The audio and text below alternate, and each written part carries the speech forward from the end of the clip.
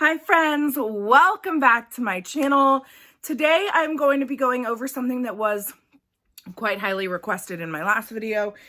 That is our family rule book. I want to preface this by saying this is what's working for us. It's what's working for my family. If you're new here, we're a licensed foster family. This is what's working for our children who have lived in multiple homes. Every home has different rules, different expectations. So for these kids, it can be helpful for them to have something tangible to look at, to read, to re-reference if they feel they need it. We do it in a binder so that it is like a working set of rules. We can easily go in here and take out a rule, change a rule, add a rule, whatever we need to do. But I'm going to go through this with you today. Again, this is just what's working for my family. What works for everyone's family is different. These are just some ideas. I also want to mention I got these ideas, or the idea for a rule book, basically, from the Crazy Middles, who are here on YouTube. They are another foster and adoptive family who have adopted a lot of older children from foster care. Again, I saw their video about their rules. Some of these were kind of based off some of theirs. So I want to give credit to them. But yeah, we'll go through the rules that we have in our house, what works for us, what we've been doing, just so that you guys kind of have an idea of how we're doing our rules these days. So if you're interested in any of that, please stick around. If you're new here, my name is Anna Leonora. Together with my husband, Jason, we are foster parents in real life. And here on my channel, From the Fosters, we do foster parenting life together. And we raise awareness for the foster care system. So if any of that interests you, please consider liking the video, subscribing to the channel down below. Make sure you hit your post notification bell while you're down there so that you won't miss when I post any new videos like this. And so you can join my growing family here on YouTube. Let's get right into it. So again, I have mine in a binder. I did put a pumpkin with a witch hat on front because you all know I'm obsessed with Halloween and all things Halloween. I did make a second copy of this to provide to Wednesday, who is our preteen 12-year-old foster daughter that we got a couple weeks ago. So she has her own copy to keep in her room to reference as needed.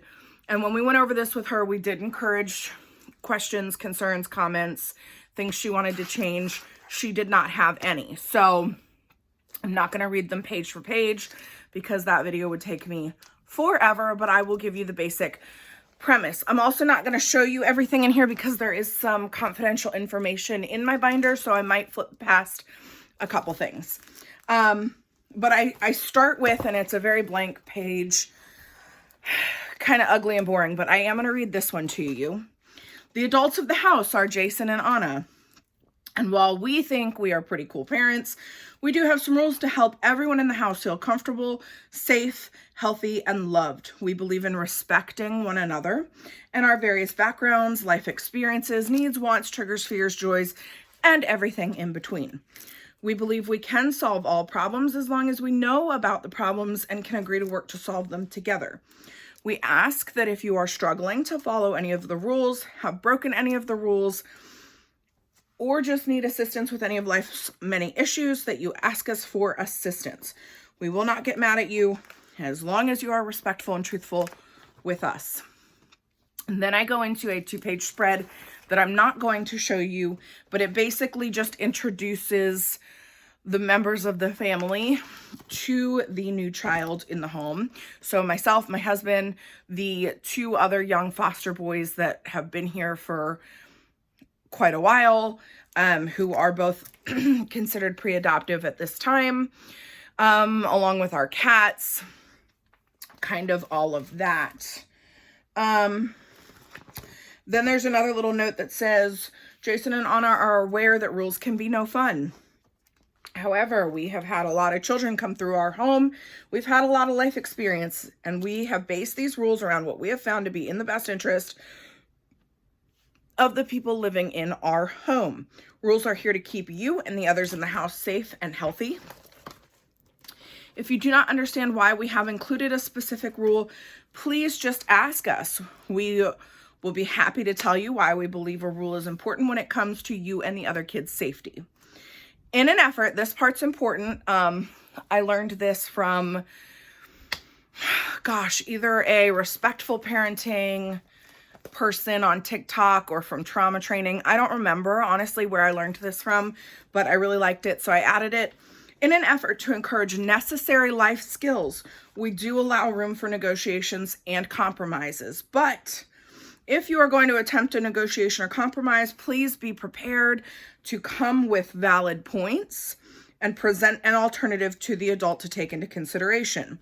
So if you're going to try to challenge one of my rules, I need you to come with, here's the reasons why I think I should get XYZ, and here's the alternative. Like, if I say go clean your room before you can go play with your friends, and you want to play with your friends first, you can come to me and say, hey, I would like to negotiate with you. I want to play with my friends first for an hour because my friend is leaving after that and won't be here. So can I play with my friend for 1 hour and then I will come clean my room? You know, you got to come with points. You got to come with your negotiation. If you don't negotiate or compromise with me, then I don't know that you want to negotiate or compromise. So you got to come with points and present an alternative. And I think that that's going to help develop negotiation and compromising skills in these children as they prepare to enter the adult world.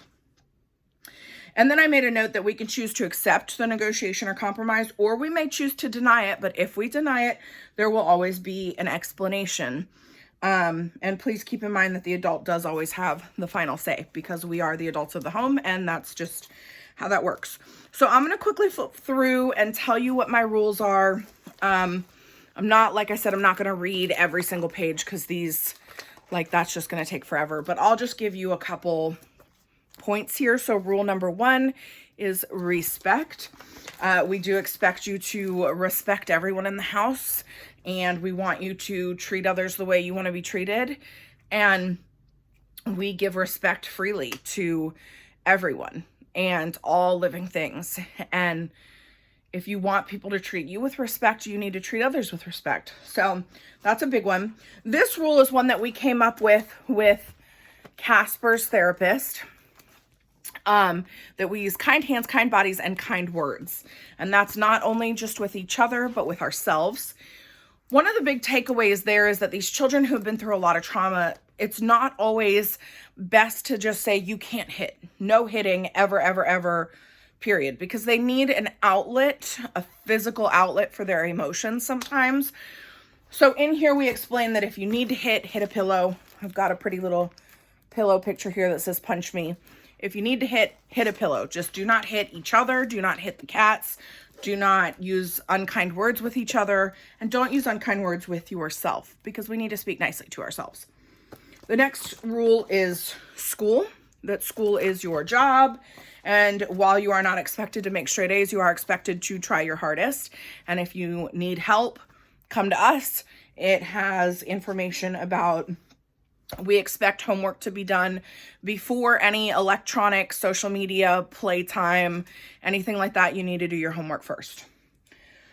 Rule 4 is about after-school activities. Basically, it just talks about how you need to be doing well in school to participate in after-school activities. If you're getting your homework done on time, you're doing your best in school, then after-school activities is fine.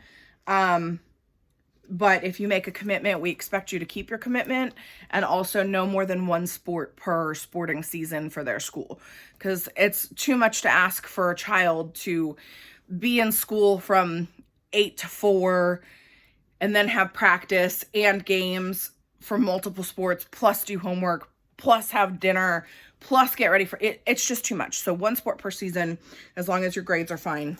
Friends, just talking about making sure you pick friends with good moral values, kind people who are going to help you make the right choices in life. And also that we expect our kids not to peer pressure their friends into doing anything wrong, basically. And then some stuff about make sure that if your friends come over here, You are not doing things with them that their parents don't allow. Like if their parents don't allow TikTok, they're not on TikTok at our house. Because we're not going to do that. Those are someone else's children. And if they're over here, they need to follow not only our rules, but also the rules for their parents. So just some stuff like that. Meals and dinner time talks about the importance of eating healthy, well-balanced meals. I do have a note in here that we will ensure there's always food in the house. You'll never starve here. Anything in the fruit basket can be eaten at any time without permission. And then also just a thing about, we prefer that food be eaten only in the kitchen as much as possible because we're not trying to have bugs in our home or crumbs everywhere, any of that. We just want to avoid all of that. Spills on the carpets, things like that. Eat in the kitchen, and we eat dinner time together as a family as often as possible because it's so important for family bonding time. Rule 7. Social media and electronic devices. This is the one I think a lot of people are really interested in. So I will just go through this one quickly. It basically says social media and access to social media and electronic devices are a privilege and will be treated as such. Social media can be such a fun and easy way to keep up with our friends, latest trends, important things going on in the world. However, social media can also be an incredibly scary place where children can be targeted by adults. And by each other. So for this reason, we are to have access to all of your electronics. We are to be given passwords to all your social media accounts. You are to friend us on all of your social media platforms. We're not monitoring you to be rude or invasive. We're monitoring you solely for the purpose of keeping you safe on the internet. We will check your social media at random and we'll discuss anything concerning we find with you. And we also reserve the right to remove any electronic devices from your possession if the rules are not being followed, or if we find they're starting to interfere with your schooling and homework. And then there's a piece down here about if and when you have a cell phone, iPod, iPad, mobile device like that, it will be charged in the adult's bedroom at night. And you're not going to be on your phone all night in your bedroom. That's just not going to happen. Rule 8, privacy. This discusses that we expect you to respect our privacy. You are not just to come into our space, which is the office in our bedroom, and just start going through stuff without our permission. And same with, we're not going to do that to you. I'm not just going to go in your room and start going through and reading your diary unless you ask me to. That's not the kind of parent I want to be. I want you to have your privacy. I want you to have your private time. And the only time I'm going to go through your devices is just to keep you safe, not to be invasive or try to read all your conversations with your friends. I just want to make sure you're not engaging in any unsafe activities on the internet. And then there's also a little piece about the boys and how they're young. They don't really understand privacy yet. So just to gently and kindly remind them, if you're trying to have private time in your bedroom, if they could please leave you alone, things like that.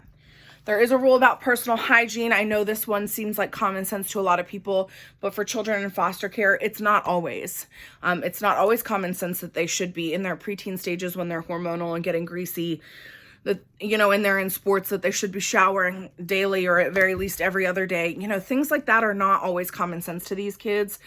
And I didn't want to assume that it would be. So I wrote it out. It may sound crazy to some people that they're expected to wear a clean pair of underwear every day, clean pair of socks every day, and to put their laundry in their hamper, and that I will do the laundry on the weekends.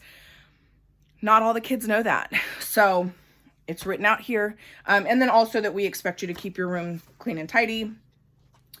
Makeup, dating, and cursing. I love this one. Our 12-year-old is at an age where I think it is okay for her to wear a little bit of makeup, but age-appropriate makeup. So I have on here that I love makeup. I will teach you some age-appropriate makeup.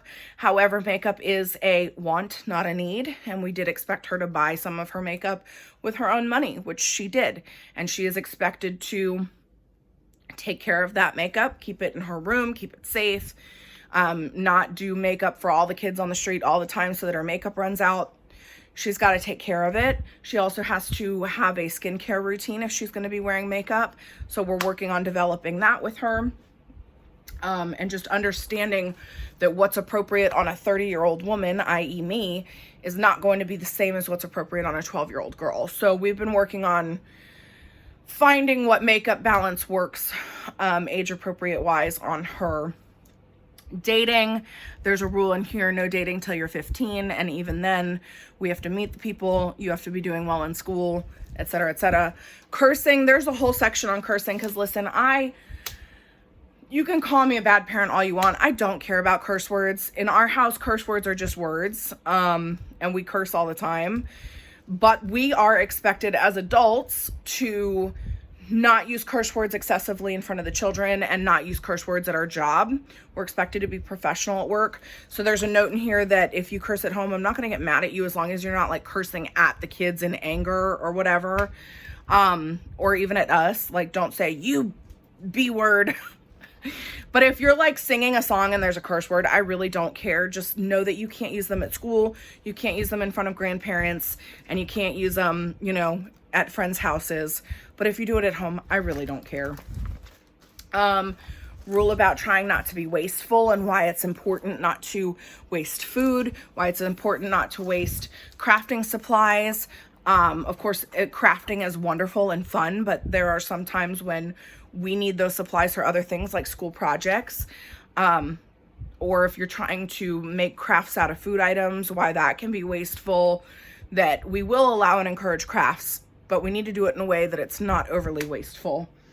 Following healthcare professionals' orders, meaning if you are prescribed medication, glasses, eye patches, creams, whatever it may be, we are leaving that to the professionals. If they've said that this is what needs to happen, we are going to enforce it whether you like it or not, because it's part of keeping you healthy and safe. Then there's some other general rules. If you take something out, put it away before moving on to the next item. Slime, Play-Doh, sand, glitter, paint, other messy crafts are to be done outside, period. You will be expected to do some chores. We will teach you how to do them if you don't know how, like laundry, vacuuming, running the dishwasher, loading and running the dishwasher, you know, things like that. A little bit about allowance and how that will work when you're old enough to receive an allowance. And the last and final rule, I'm sorry, it's not the last and final rule. Second to last rule is that the cats are part of the family. Not all of these kids have had pets before. They don't always know how to treat pets, or they've lived with people who have treated pets poorly. And so there's a rule in here about how we do not yell at, hit, punch, kick, scratch, bite the cats. We don't throw things at them. We use only kind hands. Kind hands, kind bodies, kind words with the cats, and also that we do not ever, ever, ever let them outside because they are indoor only. So the cats are part of our family. That's very important to us. So we absolutely included it in here. And the last rule is if there's ever anything that you want to talk about, or feel like you need, whatever, just ask. We don't bite. Yeah. That's pretty much it. That's all we've got. We went over these with Wednesday about a week ago now. She received them a lot better than we thought she would. She has her own copy, like I said, of this book so that she can reference it as needed. She did not have any edits. She understood why the rules are in here that we have. And so this is what we're working off of right now. We have gone over these rules with the littles as well. But again, they're little, they can't read yet, so to give them a copy would be a moot point. But yeah, we just try to reiterate these rules whenever we see something happening that's kind of against them. We just gently remind. We know that it's going to take a while for her to adjust after having lived in other people's homes. Other people have different rules for their house, and every time these kids move, it's a new set of rules for a new house, and it can take a while for them to adjust and remember what are our rules versus what is a previous foster family's rules. So I hope that helped. Again, you can add and subtract whatever rules you want to this. You can take rules that I have in here and just edit them to make them your own. But yeah, and again, I'm not suggesting this for people who are only raising biological children, or maybe it would be helpful for them. I don't know. But our circumstances as foster families are different. Our children's circumstances are different than people who are raised with their biological parents and never have to move from house to house to house. it's different. So I feel like the printed book that we could give her a copy, she can reference, keep in her room, take a peek at it, is going to be helpful for someone who's lived in a lot of different houses with a lot of different rules. And yeah, I mean, my husband and I are pretty chill. Like, we're millennials, and I think we're pretty cool about a lot of things, but there are some boundaries that we will not tolerate crossing. And a lot of times these children do try to cross those, and we just have to keep our cool, understand the trauma behind it, and be firm with it. That, nope, that's a boundary here. We don't do that. So I hope that helped. I hope you enjoyed it. If you did, please give the video a thumbs up. As always, if you guys have more questions, leave them in the comments down below. And otherwise, I will see you all next time. Go out and continue to shine your light into the world. Until next time, I love you all. Bye.